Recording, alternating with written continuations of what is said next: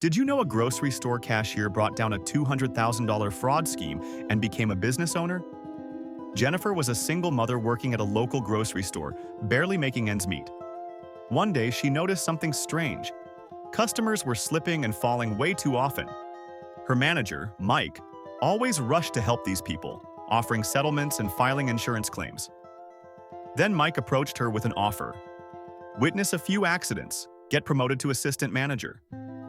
Jennifer desperately needed the money, but something felt wrong. Instead of participating, she started secretly recording the staged falls with her phone. Mike retaliated immediately. Her hours got cut in half, coworkers turned hostile. She faced losing her job but kept gathering evidence for 3 months.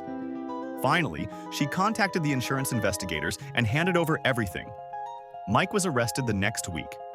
The fraud totaled over $200,000. The grateful store owner promoted Jennifer to manager, then made her a full business partner.